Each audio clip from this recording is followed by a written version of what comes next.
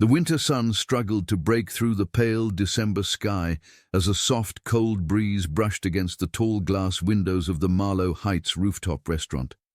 Inside, Ethan Rourke, a Millionaire CEO known for his brilliance and feared for his cold perfectionism, sat entirely alone at a table large enough for a family of 8.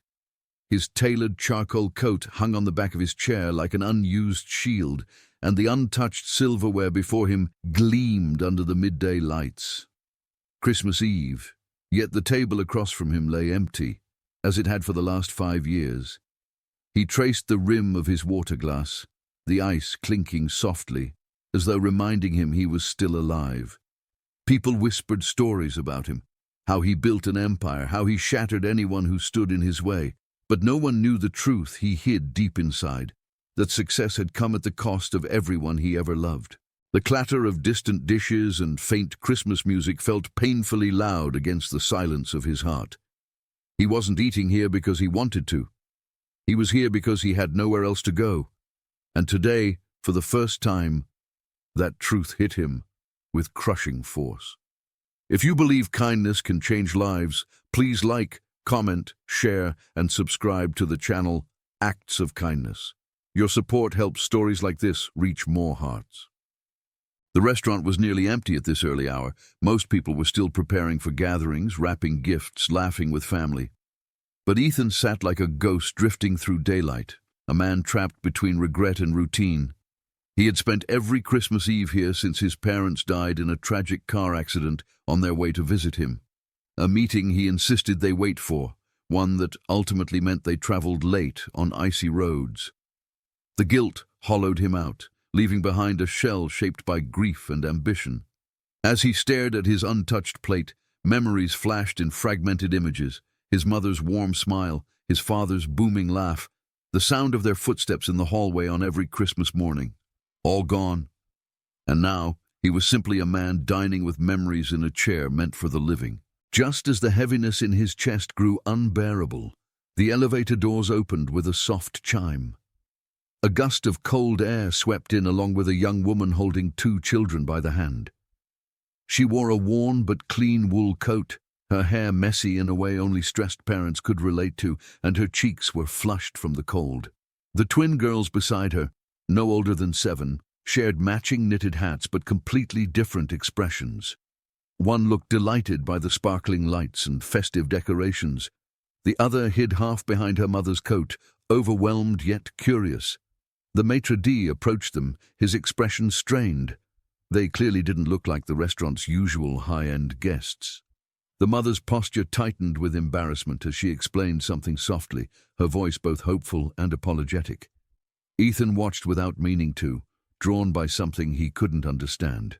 They were turned away at first. A Christmas Eve reservation was required, the maitre d' insisted. The mother nodded respectfully, took her daughter's hands again, and attempted to guide them back toward the elevator.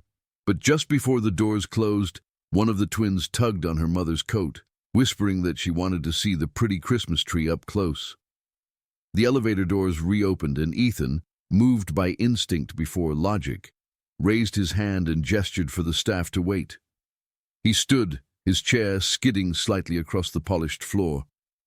For the first time in years, something stirred in him, an impulse he didn't analyze, didn't question.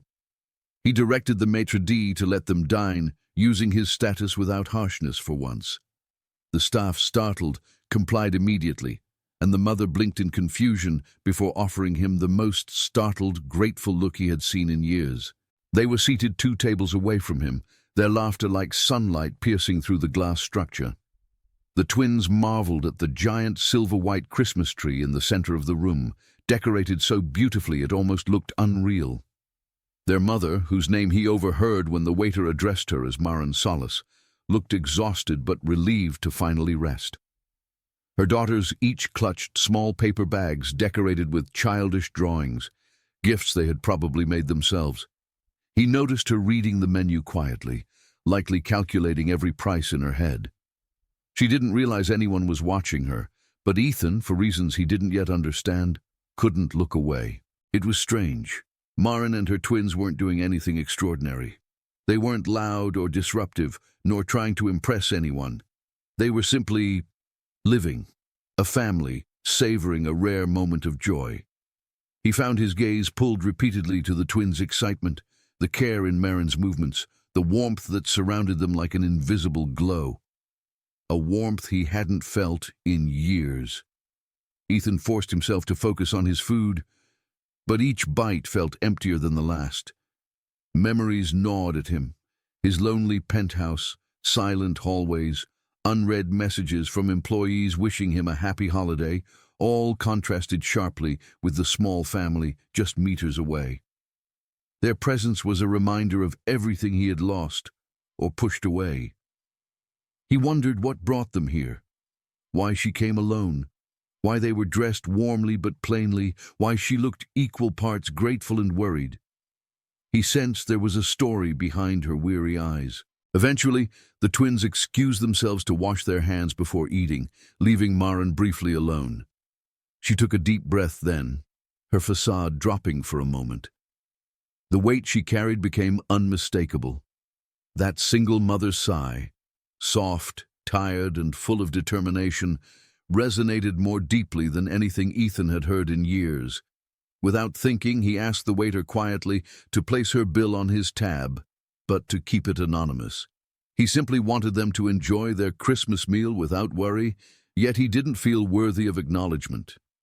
As the girls returned, Ethan resumed pretending not to watch, though their tiny gasps of delight at seeing their plates arrive tugged at him again. The restaurant brightened with their joy. People at the other tables smiled subconsciously at their laughter. Even the staff seemed lighter. Somehow, this simple family had breathed life into the coldest place Ethan knew, his own heart. Hours passed like moments, and as Ethan finished his meal, he prepared to leave unnoticed. But fate had other plans. When Marin requested the bill, the waiter informed her it had already been taken care of. She grew visibly startled. The twins gasped, quickly looking around as if a Christmas angel might appear. The older twin, Lauren, began looking table to table, her little eyes sharp and full of curiosity, while the quieter twin, Hazel, held onto her mother's sleeve with wide, confused eyes. Marin finally spotted Ethan, not because he looked back, but because the waiter glanced toward him by accident. Understanding dawned on her face. She rose, approached his table with measured steps, and thanked him softly, her voice trembling. She explained that this was the first time in 2 years she could bring her daughters out to eat on Christmas Eve. It was all they had asked for this year, not toys, not gadgets, just one special meal together somewhere beautiful. She thought she could afford it, but unexpected costs earlier in the week made things tight. She whispered that she almost cancelled completely, but didn't want to break their hearts. Ethan listened, wordless. Something inside him cracked open. She didn't linger. She didn't shower him with exaggerated gratitude. She simply bowed her head gently, her eyes shining with sincerity, and told him she hoped kindness found him the same way he had shown it to her girls. When she walked back to their table, the twins waved at him shyly before giggling and returning to their food. Ethan sat frozen. Of all the people in the world, these strangers had reminded him what Christmas used to feel like. As he headed toward the exit, he found himself slowing each time he neared the door, drawn back by the family's warmth. He turned once more to see Lauren offering Hazel the last bite of her dessert, even though it was clearly her favorite. Marin reached out, tucking a loose curl behind Hazel's ear and smiling the kind of smile a child carries for life. Ethan realized something then, something that felt like a slow thaw. Money had given him everything except the one thing he longed for most: connection. He left the restaurant but didn't return home immediately. Instead, he walked the snowy street outside, letting the cold air burn his lungs awake. For the first time in years, he didn't feel numb. He felt present. The sun, though low, cast a faint golden glow that reflected against the building windows. He watched families rushing home with last-minute gifts and groceries, parents carrying their children, friends laughing with bags of warm bakery treats.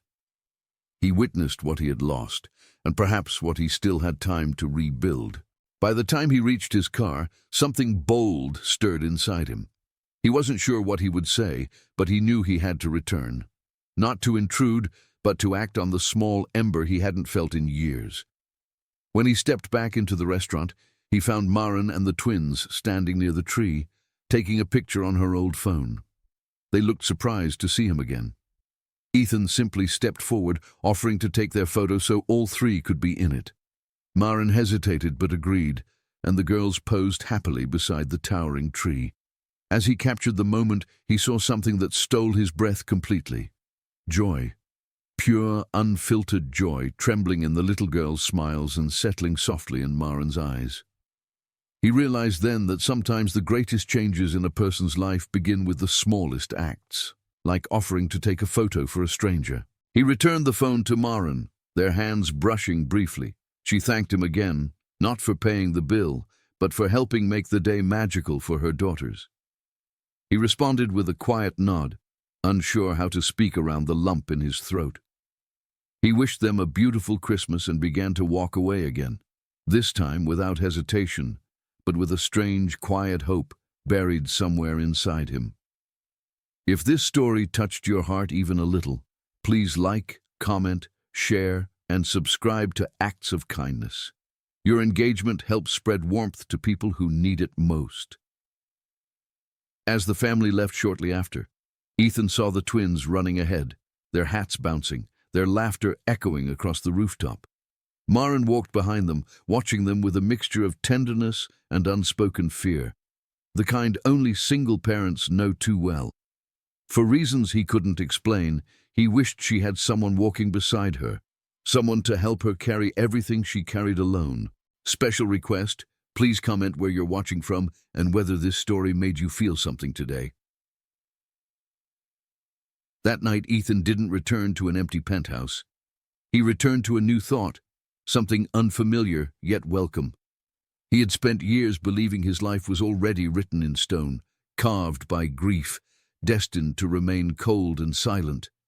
But on this bright Christmas Eve, a single mother and her twin daughters had cracked open the walls around him with nothing more than innocence and kindness. As he looked out the window at the glowing city lights, he felt, for the first time in years, that the world was still full of second chances. And maybe, just maybe, he deserved one too.